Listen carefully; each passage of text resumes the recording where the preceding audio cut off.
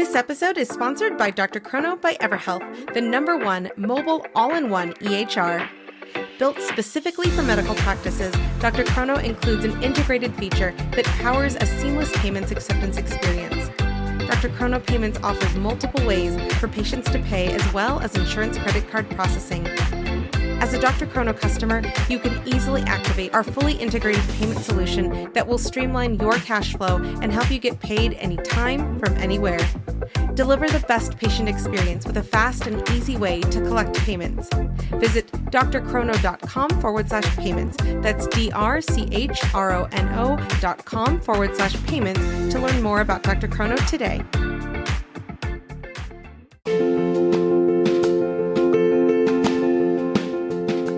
Direct primary care is an innovative, alternative path to insurance-driven healthcare. Typically, a patient pays their doctor a low monthly membership and, in return, builds a lasting relationship with their doctor and has their doctor available at their fingertips. Welcome to the My DPC Story podcast, where each week you will hear the ever-so-relatable stories shared by physicians who have chosen to practice medicine in their individual communities through the direct primary care model. I'm your host, Marielle Concepcion, family physician, DPC owner, and former fee-for-service doctor. I hope you enjoy today's episode and come away feeling inspired about the future of patient care, direct primary care. Direct primary care allows me to give patients access to highest quality care that they deserve and also gives my life back. I'm Dr. Melissa Ratliff with Ratliff Integrative Medicine, and this is my DPC story.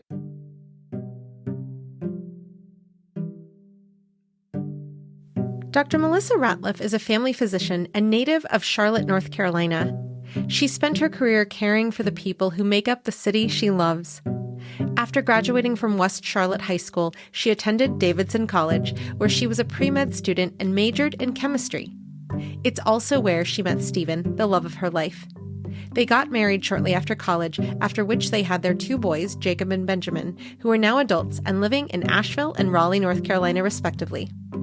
She went to Eastern Virginia Medical School in Norfolk, Virginia, then returned to Charlotte for her family medicine residency at Atrium Health, then Carolinas Medical Center.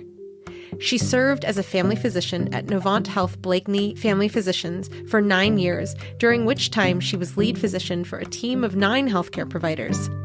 Prior to starting her own practice, she was a concierge family physician at Welcome MD, helping her patients reach their health goals instead of just treating symptoms and sending them on their way.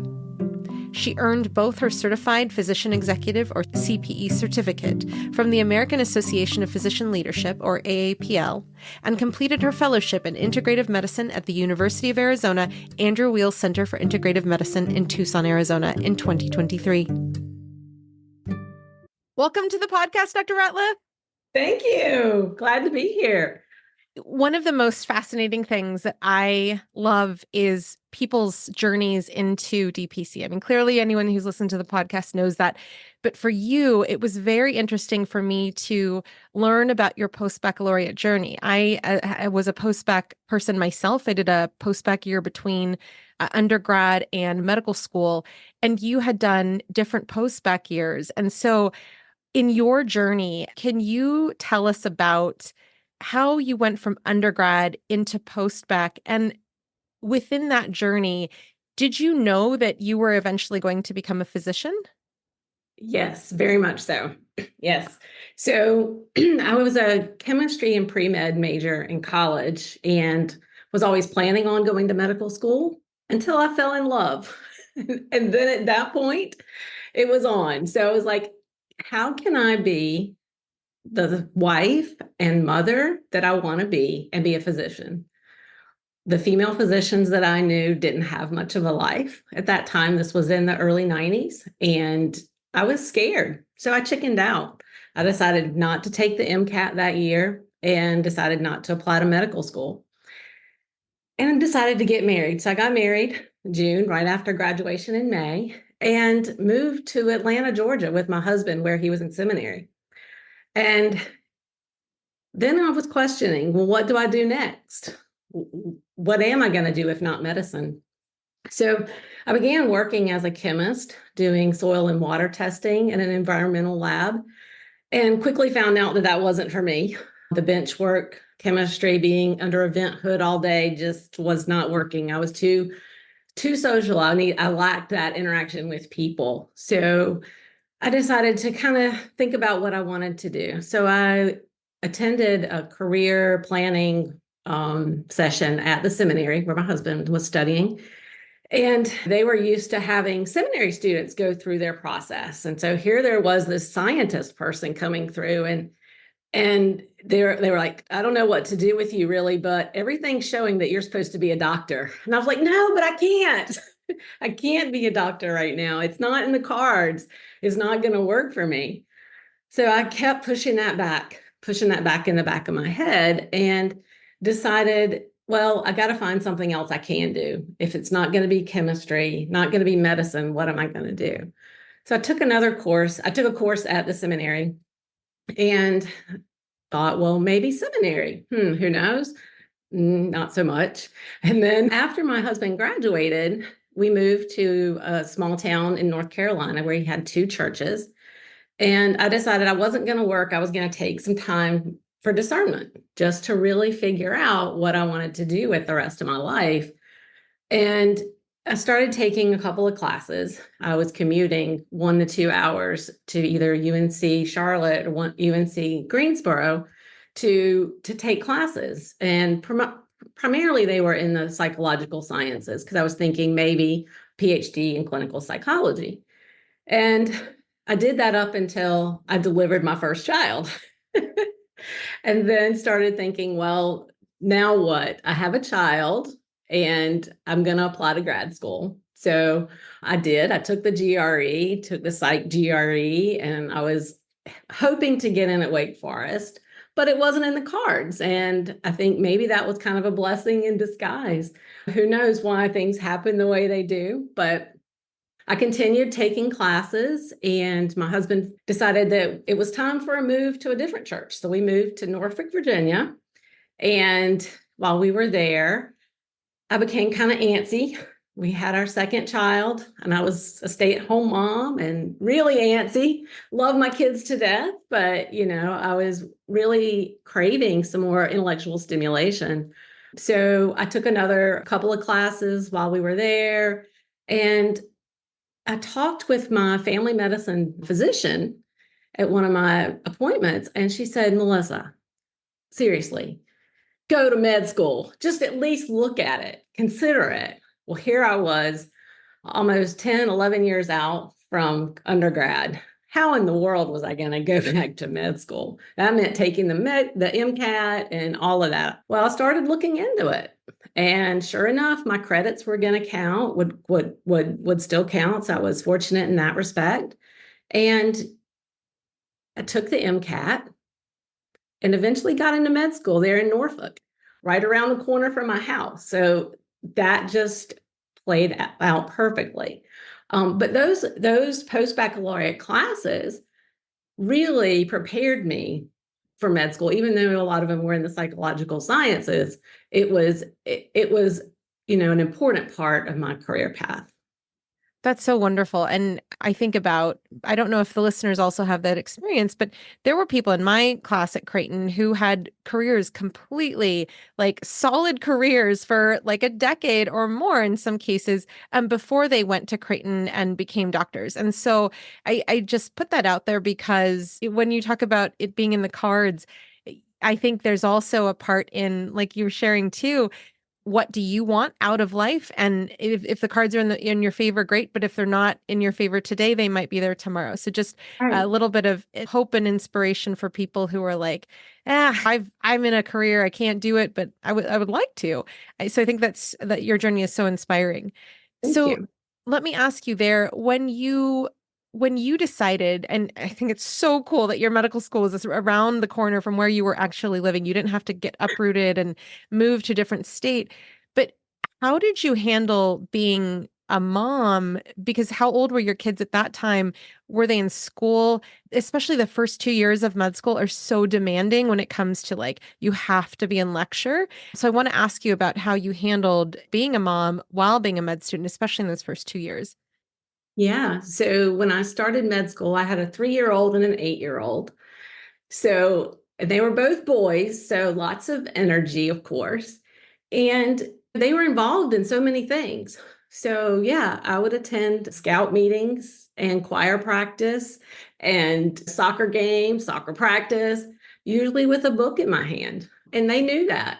I would take time every day when I got home after classwork to spend time with them for an hour or two in the evening. And then, of course, I would go back into the bedroom and do my little studying. But it worked. It worked. And when I look back on that now, I'm really thankful that I gave my kids that opportunity to see that it was a good thing to go after your dreams and that it's hard work, but it's worth it.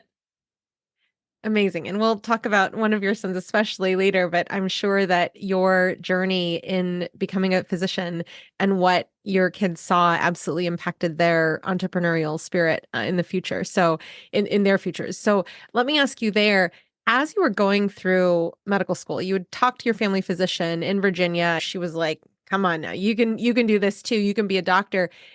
Was it in any like did that conversation impact you at all in terms of choosing family medicine as a specialty, or how did you eventually realize like family medicine's for me?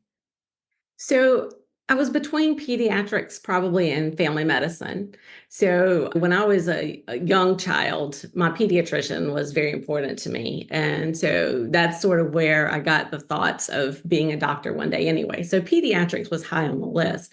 And then, of course, my family doctor at that time, Dr. Sinclair McCracken in Norfolk, was really instrumental but it wasn't until I really got into my rotations and started figuring out what I liked, what I didn't like. And my first rotation was surgery. And I was like, no way, this isn't for me. But everything else I liked. And I realized family medicine gives me that opportunity to do a little bit of everything, some peds, some gynecology, a little bit of everything. Gotcha. Now, when you realized, and I will have to say here that like that is, I feel such a common journey in terms of peds or family, because you get to deal with families in both, but I totally was in the same boat when I was deciding peds or family, and I the same thing, chose family. So let me ask you now, after you finished residency and your first practice, you were a physician who was not only practicing herself, but was also in charge of a team of 9 people. So let me ask you about that before we start talking about your DPC journey. Because when people are in fee for service, especially in their first 1 to 3 years out of residency, a lot of people are they have their panel, they see their panel, they have an MA, front office desk, whatever. But it's pretty unique that you were in charge of 9 healthcare providers. So tell us about that experience. Yeah. So I think probably a lot of that stemmed from my maturity at that stage in life. When I joined the practice as a newbie, I was I was sort of already put ahead of people who had seniority because of my age, my life experience. And whether it was fair or not to the ones that had seniority, leadership kind of selected me to help lead the clinic, and I took it on. I loved it. I loved building teams, creating workflows. I loved educating physicians on best practices. I really got into it and thought that, yeah, I may work my way up the administrative ladder, and really started pursuing more leadership training. So I did my certification as a physician executive through the American Association of Physician Leaders. And I thought this was my path until I started running into roadblocks. When I would suggest things, no, no, no, there's no money. No, we can't do that. No, stroke and cardiovascular have priority, things like that. And I was like, this isn't working. And because you were with a team of 9 people, can you share who those people were? What roles were they? Were they fellow physicians? Were they also support staff? Who was on your team of 9? Yeah, so we had two PAs and then seven physicians, and we had a staff of 40 employees. And this is at a single location? Yes, in South Charlotte. Gotcha, gotcha. And Yeah. when you were facing these roadblocks and you were trying to do your best, incorporating all of the lessons you'd learned by getting your certificate of leadership, and you're bringing to the table your expertise as a physician as well as your life experience. How did you cope with that, and what eventually made you decide to leave that role? I think I just sort of felt like it wasn't sustainable for me to continue this. I was exhausted and I felt like I was putting all my energy and my passion into something that wasn't moving anywhere. And do you feel that because of the life experience you had lived, if you'd had two kids, you've moved around different states, do you think that you got to this place of like, I am recognizing that this is not going to be fulfilling my life in the way I need it to sooner than if you had not had those same experiences? Probably so. Yeah. Yeah. And then what did you end up doing after you left that position? So interesting story there.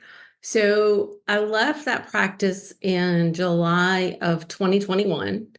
And in January of that year, I started my new discernment process on what I was going to do next. So over that 6 to 7 month period, I was trying to figure out what my next step was. I knew that since residency, I wanted to do the integrative medicine fellowship. So that was one priority for me on how I could do that next. And then my other priority was wanting to do direct primary care. So I was figuring out at that time how I could do that. I knew that if I wanted to do the integrative medicine fellowship, it was going to take a large chunk of my time and that I couldn't spend my evenings charting and studying. So I had to be able to have a position where I could study in the evenings that I would have more free time. So I looked into direct primary care and the concierge practice. So my fear, though, was financial in making the DPC leap. So my husband and I talked about it and we tried to figure out how we could make this work. It scared him to death because of the two of us, I was the breadwinner. He is a Presbyterian minister and works part-time. So we were dependent on my income and having a child in college and still paying med school loans. So financial aspects were a large part of that. So we sort of decided, well, the next best thing to DPC is doing the concierge practice until I'm able to do my own direct primary care. So we started at that time planning how we were going to map this out over the next 2 years. And it did. It took a little over 2 years till I got to the point of opening my practice. I decided that I was going to do concierge for a while and do the fellowship together. So August 1st of 2021, I started both a new job and the integrative medicine fellowship. And how did that work out? Because with the concierge practice being different than the role you were previously in, were you in charge of multiple people at the time, or did you have the time to finish your notes during work hours and then also have the time to be able to do your studies for the integrative fellowship? Stay with us. We'll be right back. Thank you to Spruce Health for supporting the My DPC Story podcast. The ways we communicate have changed dramatically over the past decades, but technology and tools in healthcare have not kept pace. Patients want more access and digital convenience, as well as the ability to text their care teams. Care teams are inundated with more communication and rising expectations, but are still using tools and technology stuck in prior decades. Spruce Health created a solution for the tech-forward DPC practice by creating a communication product designed to serve both the patient and the doctor through intuitive HIPAA-compliant workflows, tagging, scheduled messages, and triage templates ready for use, whether you're on your phone or in the exam room. New users get 20% off for the first 12 months of a paid plan with code MARYAL20. That's MARYAL20. So check out Spruce Health today at sprucehealth.com or check out the link in the show notes.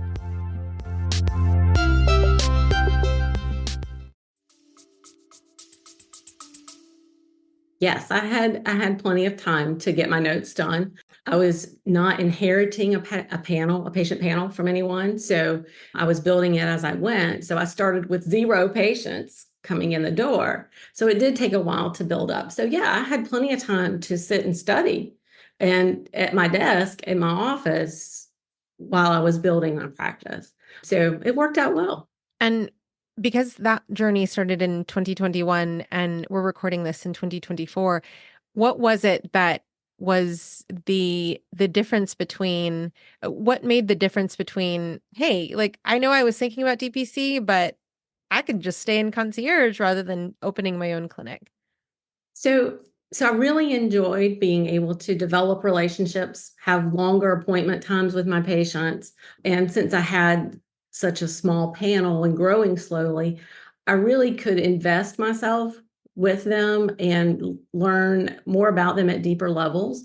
Interestingly, I had patients follow me from my previous practice to the concierge practice. And spending time with them at an hour appointment, I learned things about them that over the previous 9 years I never knew because I didn't have time any longer than 15 minutes with them at a time. So it was very refreshing to be able to develop those relationships, but at the same time, some of the some of the aspects of concierge didn't appeal to me. Yeah. I definitely would say if people are interested in this difference between concierge medicine and DPC and people who've chosen to, like yourself, to go from concierge to DPC, another doctor I would definitely recommend listening to on this podcast was Dr. Ingrid Liu out of the Chicagoland area, who was in different concierge practices prior to opening her own DPC. So definitely, I love asking this question because in terms of the differences between concierge medicine and DPC, I cannot illustrate that there is definitely a difference, especially when there's people like yourself and Dr. Liu who have chosen to not remain in concierge medicine because they are totally different ways of practicing medicine.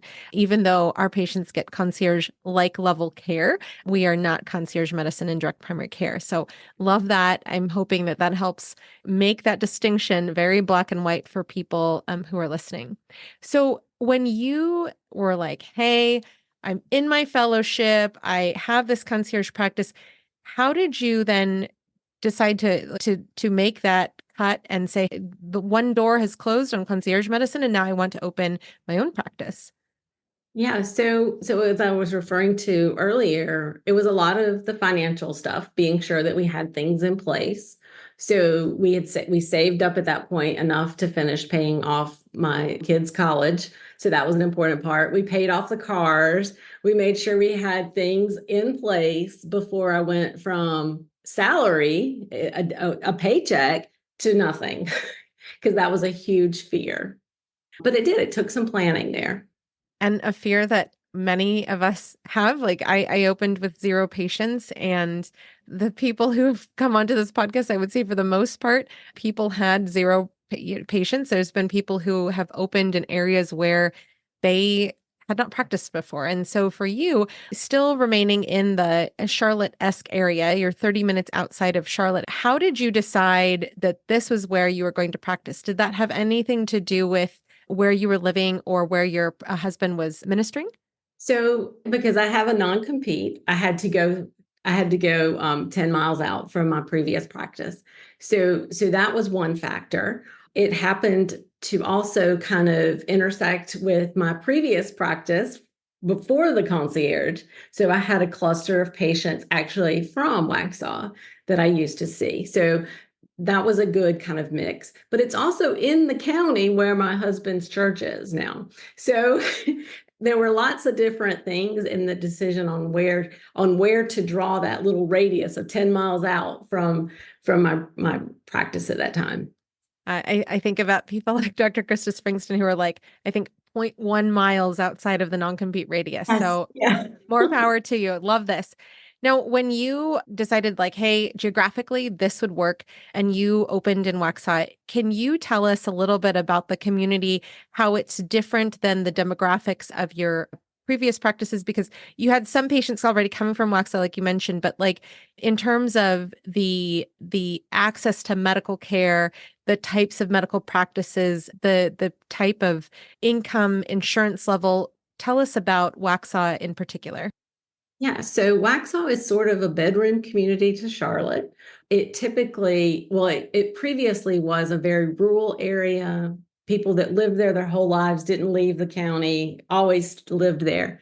But as Charlotte grew and expanded, more and more people moved out further out from the city. So they would either commute back into Charlotte to work and then wanted to live in a nice community the rest of their time, right? So Waxhaw has sort of become this equestrian community. So there are lots of horse farms here, lots of very affluent families in the area, as well as lots of communities, small neighborhoods of communities that have had generations of family here that live on like farms and still working farms. So quite a diverse population in the area now. So average income, I think I saw that you had written down 120,000. I was actually kind of surprised at that. I would have guessed it was higher in the area. When I saw that amount, that was from, I believe, the 2018 census, but it's definitely something that, if you're wanting to know that data for your practice, and this is going out to the listeners, if there's DPCs in all 50 states. So you can also, ask people who have other physicians who've opened, did you find this information? Where did you find it, to see if there's more up-to-date data for your area? So with that said, what about the healthcare access? Is there a rural access hospital in Waxhaw, or what is the access to healthcare like for the people who live there? So there are two large healthcare systems in the Charlotte area, and each of those have a clinic in the Waxhaw area. There is an emergency room, a standalone emergency room by one of those healthcare systems in Waxhaw. But otherwise, there are really little to no independent physicians in the area. So with me being here, it's very opening and encouraging to those who want to escape those large healthcare systems. Absolutely. And I love that not only were you able to be a beacon of change and personalized healthcare, but also you have your fellowship under your belt by the time that you opened, which is amazing. So let me ask you now, when you were looking at Waxhaw, was it fairly easy to find a space? So I worked with a realtor to help me find a location. And what I was looking for was something small because I wanted to have low overhead and also wanted kind of an intimate setting where it felt like a comfortable, welcome place. So I found a location in a counseling office. So it's an office that has 5 offices individually rented out to different counselors. And so I'm the only MD in here, but it works out great because it's quiet environment. There are sofas and chairs and it's a comfy environment. There's an entry waiting area up front that's secured. There's like a two-way mirror because it is a counseling office.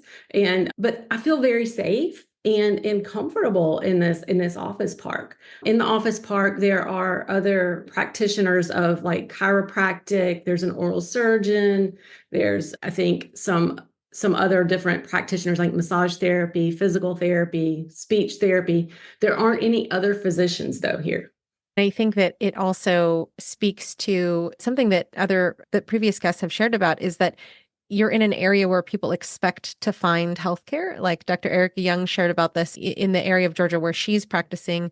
What about if other people are looking for professional park areas, or areas, even if it's a strip mall where there are other practitioners of different healthcare professions, do you have any tips as to how to evaluate the real estate, as well as are there any pitfalls or cons or places to be wary of, or things to be wary of for those people who are looking at similar situations? Yeah. So one thing that was important to me is that I wanted a 1 year lease, and some people were wanting 3 and 5 years. And I really wanted to have that flexibility because I didn't know how fast I was going to grow. If after a year I wanted a larger space, I was going to need to move, and I didn't want to be locked into a lease that I didn't need. And I also wanted to be sure that I could work with the people I was renting from. So I connected with the people here at the office when I first visited and toured, and I was like, I felt comfortable. That was an important part to me because relationships are important, and I wanted to have that in place too. Amen to that. I'm like clapping over here because the shortest lease that you can get in is great. And Dr. John Jacobson shared on his podcast about this thing exactly. It's like he said, why buy what you can rent? Why rent what you can steal? And he has not gotten to the point of stealing, but at the same time, when you're thinking about overhead being low, you do not know what the adoption of DPC is going to be like in your community, especially when you're really the only independent doctor in the area and you're doing DPC. I think that definitely allows you to have that flexibility without the long-term time investment, if that is possible. So love that. Now, how about the space in terms of how your space is situated in terms of number of patients that you can see per day and thinking about the growth of your practice? I want to ask this because a lot of people that have shared that they've opened with single space, they're renting a space or they're subleasing a space. Have you envisioned at what breaking point, so to speak, your practice would be needing to transition to a larger space? Yeah. So my space is an 11 by 11 office, and you can see here my exam table is right there, my scale. This is pretty much it. And it's just me right now. And as I grow, I anticipate needing a staff person. So if that's an in-person staff person, I would definitely need to have a larger space. Right now, I'm considering virtual. Like, at what point do I look at that? But also at some point, I would like to have a lab or at least be able to draw blood in my office. Right now, I'm kind of limited and I don't have space to do it. So I send patients to LabCorp. Now, let's talk about the growth of your practice because you said you started out new community for you in terms of your patients were from Waxhaw before, some of them, but you had not practiced in Waxhaw before. How was your opening day? Did you already have patients who were like, "When are you opening? Because I'm going to join your practice on that day." Yes, of course. Even despite having a non-compete, people were tracking me down. The internet's a wonderful tool in this world. So yes, the day after I left the previous practice, I did like my media burst to announce where I was going to be, and immediately I had patients reaching out. So on the first day, I think I had probably, and I should have looked this up to quote exactly, but I think I had 20 people signed up. So that was a good starting point. And I had a really warm reception to the community. Waxhaw Business Association did a ribbon cutting for me, and the mayor came. I had a group of other people in the community showed up. So it was a really warm welcome to the community. Stay with us. We'll be right back. Have you tried an AI scribe in your clinic? Well, I've tried so many, and I can say Heidi Health is the best AI scribe I have come across thus far. With Heidi Health, I can create unlimited customizable templates for my notes to help me truly cut down on the time I'm spending charting. Template for pediatric well child check? Done. Template for weight loss management? Done. Some of my favorite things I've built into my AI template, beyond the general soap note, are having a list of actionables for our team to take after a patient visit, having the diagnoses listed, and creating an after-visit summary for our patients. Not only have I found Heidi Health to be the most helpful, customizable AI scribe so far, it's also more affordable than most out there.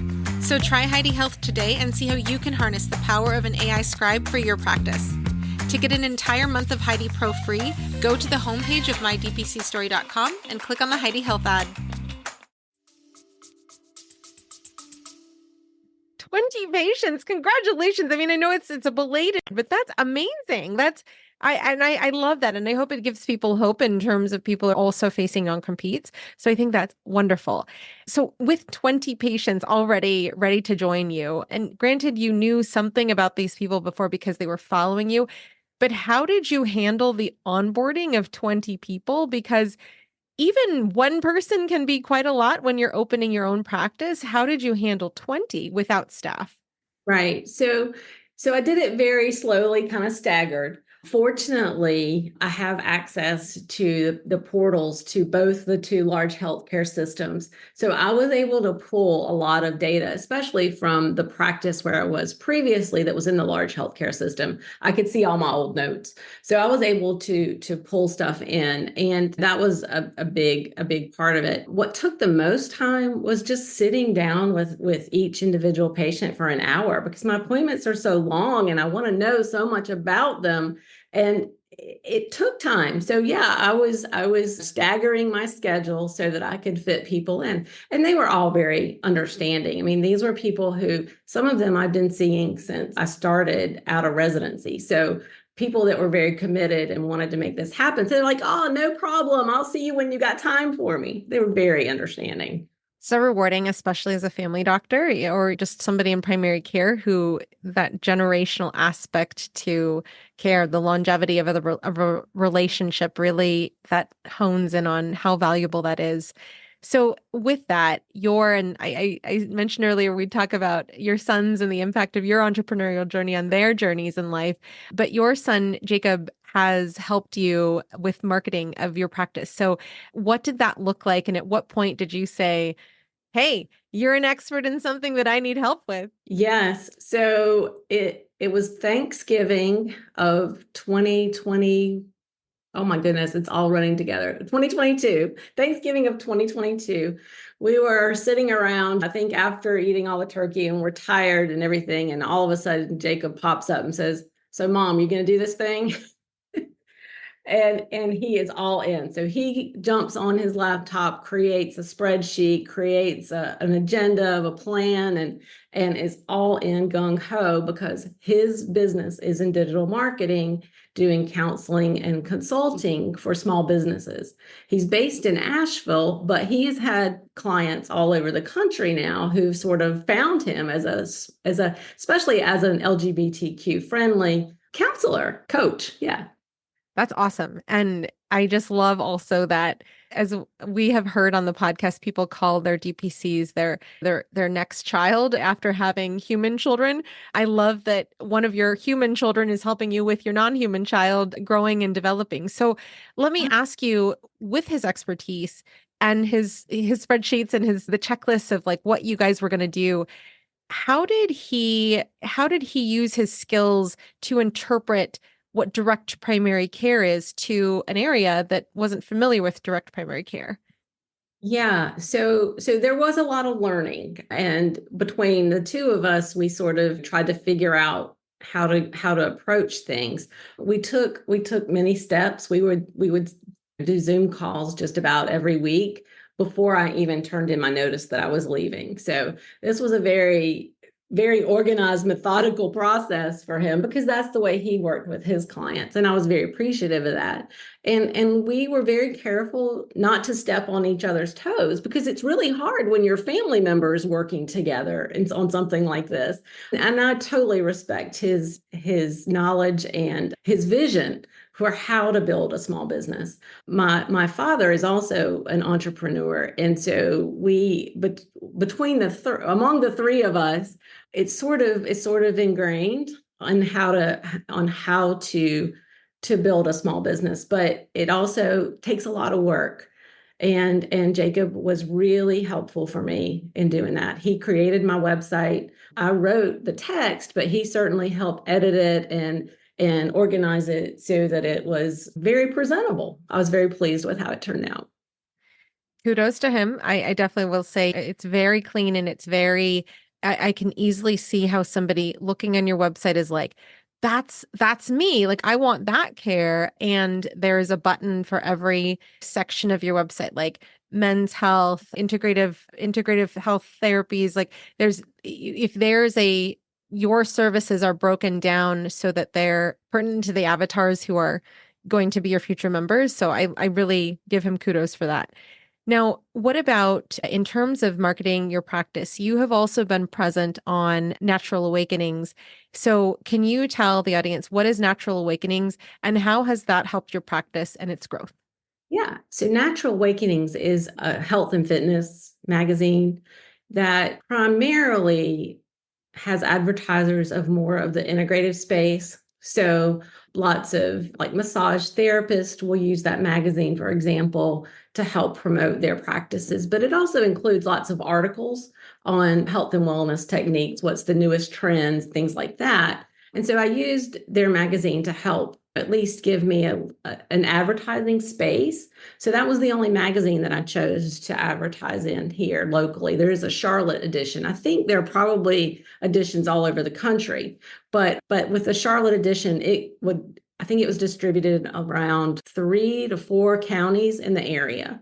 So a large space, and it's usually like in doctor's offices or the massage therapist office, whatever. And with signing up with them, it also gave me access to writing blog posts. So I did that with them. And then there were a couple other articles that they featured me as an integrative physician in the area. And you can definitely check those out. I'll put them on your blog, but the article you did about menopause, I mean, there's definitely people in no matter what community you live in who are going to be interested in menopause. So I think that's wonderful that you had a platform where people were interested in health, where you're also able to talk about integrative medicine and you as a physician. So with that, in January of 2024, you had started some Zoom calls. Great way to kickstart the year, but can you tell us about how you created this plan of even doing the Zoom calls in addition to your presence on Natural Awakenings, and how did those Zoom calls help your practice and help people to understand what you were doing for the community? Yeah.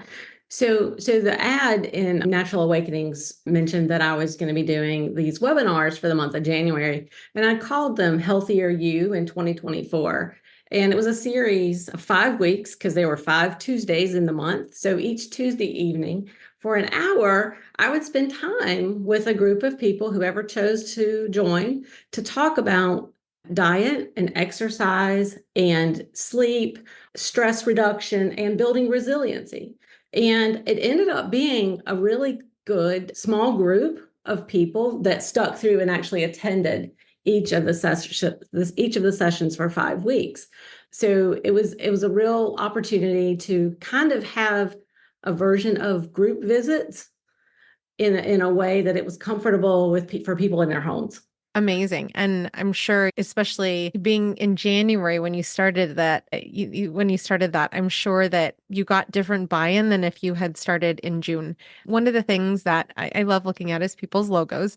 So I actually don't know the answer to this. It looks like there's a bee in the middle of your logo and it's a circular logo. And I was trying to put are those echinacea flowers? I couldn't. Exactly. Okay. Awesome. Awesome. I was like, I think those are, but I'll ask you. So that's awesome. So tell us about your logo and how you got your logo to represent what you're doing for your community and your practice. Yeah. So my name, Melissa, means honeybee. So that's sort of always been something that I liked as a symbol for me. So that I knew going in that that was one thing I wanted. But I met with a graphic artist who spent 2 hours with me wanting to get to know me. I mean, she asked me some deep questions and we kind of worked through what values do I want to portray? What's important to me? And we talked about how relationships and lifetime learning, being involved in education and being an advocate for patients, and how courage is important to me, and that also I really like being creative and I want to show my creative side. So we came up with, well, mostly she did after I talked with her, but she designed the logo that includes a honeybee at the center. And that kind of symbolizes a lot of different things. So, yeah, it happened to be related to my name, but also honey is so important in the integrative world. It's wonderful healing powers. And it also is an important part in nature. And there are so many things. We wouldn't have all these beautiful flowers and everything in nature without these little pollinators working like crazy. So the honeybee is a very important part.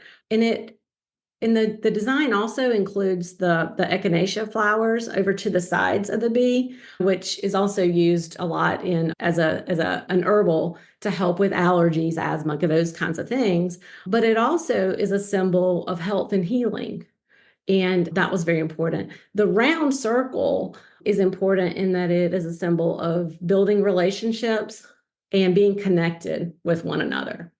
So that's kind of how that sort of was created.